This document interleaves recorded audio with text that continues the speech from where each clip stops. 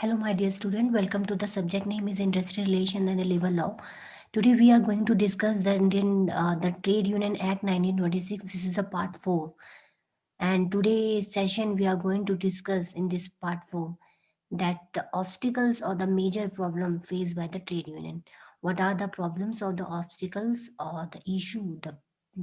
major problems of trade union has to face तो what are this problems क्या क्या problems हैं जो ऑब्स्टिकल्स हैं जो ट्रेड यूनियन को फेस करने पड़ते हैं रजिस्टर्ड ट्रेड यूनियन को तो this is the 5 and more problems we are going to discuss and this topic is very important. This question was asked in the last year question paper कि what are the obstacles and the major problems that what trade union has to face. The first कौन कौन सी problem है जो trade union आजकल face कर रही है the first one is the small size and the second one is poor finance politicisation multiplicity of unions and lack of united labor force and others. So in this we are going to discuss one by one. The first one is small size. तो सबसे main problem जो होती है trade union की आजकल जो सबसे बड़ी प्रॉब्लम्स है वो that is a small size of a trade union तो ट्रेड यूनियन का जो 3/4 of the trade union have a membership of less than 500 तो नियरली अगर हम वी कैन से दैट 3/4 जो जितनी भी यूनियंस है उनकी जो मेंबरशिप है वो 500 से भी कम है तो 3/4 ऑफ ट्रेड यूनियन का जो मेंबरशिप है वो 500 से कम है it means very very it make the trade union size very less तो ट्रेड यूनियन के साइज को बहुत कम कर देता है smaller in size of the trade union implies that among the other things weakness in bargaining power तो किसी भी ट्रेड यूनियन की जो सबसे मेन टिपिकल प्रॉब्लम्स होती है कि ट्रेड यूनियन अपनी बात को कैसे रखेगी कलेक्टिव एफर्ट और कलेक्टिव ग्रुप एफर्ट के थ्रू बात रखेगी तो ग्रुप मेंबर्स के थ्रू होता है तो अगर मेंबर्स अगर कम होंगे तो अगर मेंबर्स किसी भी ट्रेड यूनियन में कम होंगे तो ट्रेड यूनियन का साइज कम हो जाएगा and if the trade union size reduce and it will reduce the bargaining power of the trade union तो ट्रेड यूनियन की जो बार्गेनिंग पावर होगी जो बार्गेनिंग जो नेगोशिएशन स्ट्रेंथ है वो रिड्यूस हो जाएगी तो more the number of the size of the member of the trade union, higher the bargaining power, and less the size of the member of the trade union, lower the bargaining power. तो जैसे जैसे size बढ़ेगा trade union का bargaining power भी increase करती है तो main problem यही है कि ट्रेड यूनियन अपनी बात को अपनी कलेक्टिव बार्गेनिंग पावर को इन्फ्लुएंस और इम्प्रूव कैसे कर सकती है अगर ट्रेड यूनियन अपने स्मॉल साइज को इंक्रीज करेगी तो कलेक्टिव बार्गेनिंग ये नेगोशिएशन प्रोसेस और ज़्यादा पावरफुल हो जाएंगे अगर ट्रेड यूनियन की जो स्मॉल साइज है वो इंक्रीज करेगा तो this is the main problem the trade union are facing that की small size of the trade union the limited membership not all the member join the trade union this is a missed another problem तो second problem ये है कि जो trade union में जो members होते हैं हर कोई मेंबर्स ट्रेड यूनियन का पार्ट नहीं बनता only limited member want to be part of the trade union and many trade union exist in different country but there is a declining membership per union तो हर एक country में भी trade union है और हर एक state में भी trade union है बट जो मेंबरशिप है जो मेंबर्स हैं वो धीरे धीरे रिड्यूस हो रहे हैं and this because the individual feel that trade union do not meet their members need or hence the result to number of employees do not wants to be part of the any union क्योंकि यहाँ पर maximum जो members होते हैं जो worker होते हैं they feel that the trade union is not able to fulfill their needs or not fulfill able to fulfill their basic needs तो ट्रेड मेंबर्स जो होते हैं उनको लगता है कि ट्रेड यूनियन उनकी बात को नहीं रख पाती या ट्रेड यूनियन में जुड़ने से उन्हें कोई फायदा नहीं है so that in that perception the number of employees don't want to be part of the trade union और इससे क्या होता है लिमिटेड मेंबरशिप जाती है जो ट्रेड यूनियन का जो साइज है वो रिड्यूस हो जाता है तो this is the basic reason that's why the small size of the trade union हो रहा है and this is one of the major problem that trade union has been facing तो ट्रेड यूनियन की size बहुत कम हो रहा है साइज कम हो रहा है तो बार्गेनिंग पावर कम हो रही है ट्रेड यूनियन की जो एग्जिस्टेंस होती है उसकी बार्गेनिंग पावर सही होती है now the another problem in a small size that is a trade union is basically the growth is uneven there is uneven growth in a trade unionism trade union activity are only concentrated in a few states and bigger industrial center only तो trade union जो activity है is not consistence और not consistent in growth वे। तो इसकी जो growth है वो किसी सेक्टर में बहुत ज़्यादा है, या किसी पर्टिकुलर एरिया पर्टिकुलर स्टेट में बहुत ज़्यादा है, और किसी ट्रेड यूनियन की किसी इंडस्ट्री में ज़्यादा है। तो इवन टाइप की ग्रोथ रेट नहीं है, किसी में कहीं ज़्यादा है ट्रेड यूनियन की ग्रोथ, कहीं कम है। तो this is the one of the reason, इस वजह से भी जो ट्रेड यूनियन का जो साइज है वो रिड्यूस हो रहा है। तो बेसिकली ट्रेड यूनियन जो मेन प्रॉब्लम यही है कि स्मॉल साइज है, स्मॉल साइज से ट्रेड यूनियन की जो बार्गेनिंग पावर है वो रिड्यूस हो जाती है। Now the next problem of the trade union और the major obstacle the trade union is facing, that is a finance problem. The finance position of the financial position of the trade union is week.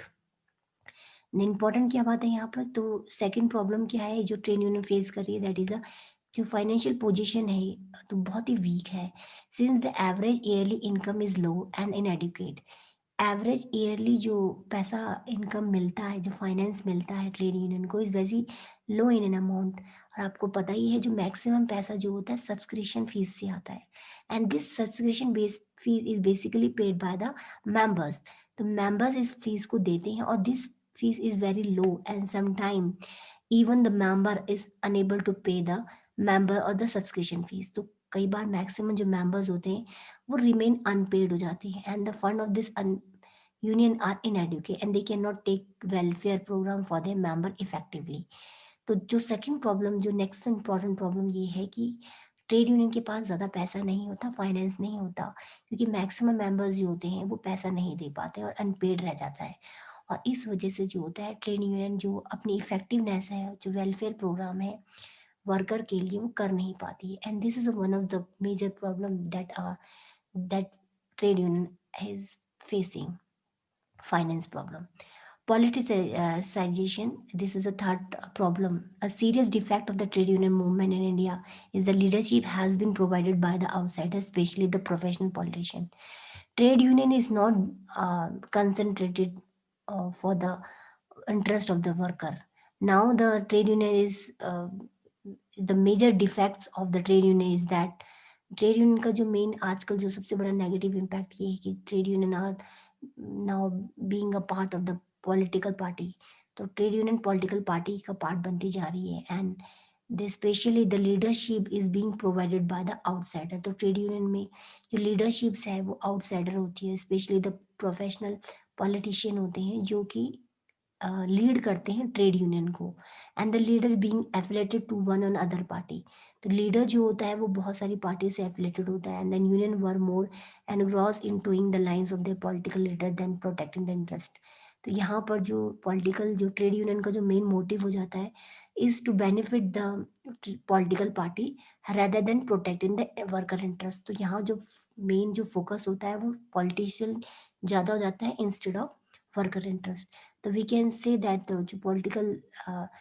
Party से भी जो जुड़ता है, तो political party जो members होते हैं उनको ज़्यादा नॉलेज नहीं होता, they not focusing towards the welfare of the worker, and they want to be fulfil their own benefits. तो यहाँ पॉलिटिसाइजेशन की वजह से भी ट्रेड यूनियन की जो प्रॉब्लम्स है वो बढ़ रही है। ट्रेड यूनियन जो फोकस, उसका जो मेन ऑब्जेक्टिव है is to provide the interest of the worker and is to protect the interest of the worker, वो फुलफिल नहीं कर पाती है। This is the one of the major problem that trade union has been facing। Now moving toward the multiplicity of the union and the presence of the multiple union in the same field, and this is the one of the important problem the trade union has been facing, that multiplicity of the trade union। जो trade union का एक ही sector में, एक ही field में, एक ही organisation में multiple union work करती है। जब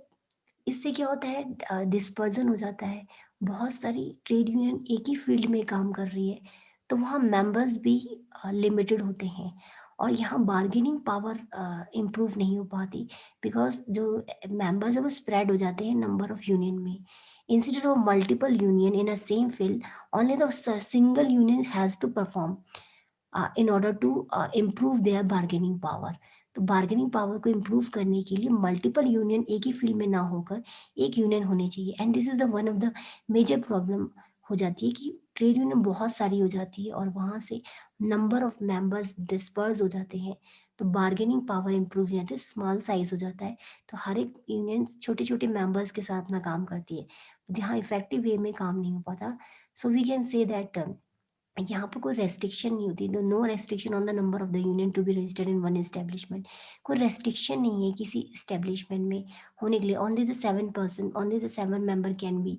member can register their union as a registered union. तो दिस इस प्रॉब्लम के कारण क्या होता है कि यूनियन की जो बार्गेनिंग पावर है वो रिड्यूस हो जाती है। बहुत सारी ट्रेड यूनियन एक ही फील्ड में जुड़ जाती है और वर्कर को ज़्यादा बेनिफिट नहीं मिल पाता है with a single kind of union say. Now the next problem, that is a lack of enlightened labor force. Well informed labour forces की कमी होती है। द वर्कर और द एम्प्लॉयज जो होते हैं are not able to manning or conducting the movement effectively and purposefully and effectively has been major problem in the development of the trade union in the country. जो worker होता है उसको ज़्यादा well inform नहीं होता, well knowledgeable नहीं होता, due to lack of in education, division by the religion के बेसिस पे वजह से, and the language and caste and migrating nature and the lack of self consciousness के बेसिस पे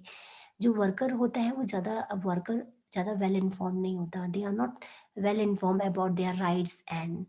there duties and their responsibility and their rights. तो worker अपने interest और अपने राइट्स के बारे में अवेयर नहीं होता और they don't want to be part of the trade union because वो इंफॉर्मेशन नहीं होती है। तो this is the most important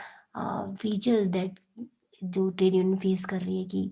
worker जो होते हैं वो अपने राइट्स के बारे में वेल अवेयर नहीं होते हैं और वेल अवेयर नहीं होती, इसी वजह से वो ट्रेड यूनियन का पार्ट नहीं बन पाते हैं। तो वेलफेयर किसी भी वर्कर का तभी होगा जब वो अपना वेल अफेयर वेल इन्फॉर्म्ड होगा। तो lack of enlightened labour force के कारण ट्रेड यूनियन को प्रॉब्लम्स होती है। ट्रेड यूनियन अपने वर्कर को ज़्यादा राइट्स नहीं दिला पाते क्योंकि वर्कर अपने बारे में खुद ही अपने राइट्स के बारे में अवेयर नहीं होते हैं। Now the next problem, that is in different altitude of the worker in many countries the large number of worker has not join the trade union and normally the employ discourage trade union all not all member on the trade union showed interest in the affair of the trade union. The main important thing is there. तो attitude जो worker का होता है वो different होता है। कुछ members जो होते हैं want to be part of the trade union and the some members are don't want to be part of the trade union. और यहाँ पर सबसे एम्प्लॉयर जो होते हैं don't want the employees be the part of the trade union. तो इस वजह से भी क्या होता है, जो एक प्रॉब्लम्स हो जाती है कि जब वर्कर ही ट्रेड यूनियन का पार्ट नहीं बनना चाहेंगे तो how the trade union can improve their collective bargaining process. तो अपने इम्प्रूव कैसे कर सकती है, क्योंकि नंबर ऑफ वर्कर अगर ट्रेड यूनियन से जुड़ेंगे तो बार्गेनिंग पावर भी इम्प्रूव होगी, मगर वर्कर ट्रेड यूनियन से नहीं जुड़ेंगे तो बार्गेनिंग पावर भी रिड्यूस हो जाएगी और ट्रेड यूनियन अपने बात को अपने काम को इफेक्टिव तरीके से परफॉर्म नहीं कर पाएगा। So we can say that due to the in different altitude और you can in different attitude of the worker, the issue or the problem is arises in front of trade union. Now the last problem a trade union has been facing, that is a poor leadership of the trade union leader. तो trade union में जो leader होते हैं उनकी poor leadership problems, poor leadership qualities के कारण भी trade union is facing a big problem. Sometime the trade union are lead by the people who are not worker but the outsider, the outside may be the politician. कभी trade union को जो लीड करने वाला person होता है it not related to the worker but they are outsider. An outsider can be a politician or the intellectual person who has no experience of the work industry। कुछ ऐसे person lead कर देते हैं trade union को जिनको कोई experience नहीं होता रिगार्डिंग द वर्क और वर्क शेड्यूल और द वर्क कंडीशन और the work related problems. And अगर किसी लीडर को वर्क से रिलेटेड प्रॉब्लम्स या वर्कर की प्रॉब्लम्स ही नहीं पता होगी तो how can the outsider can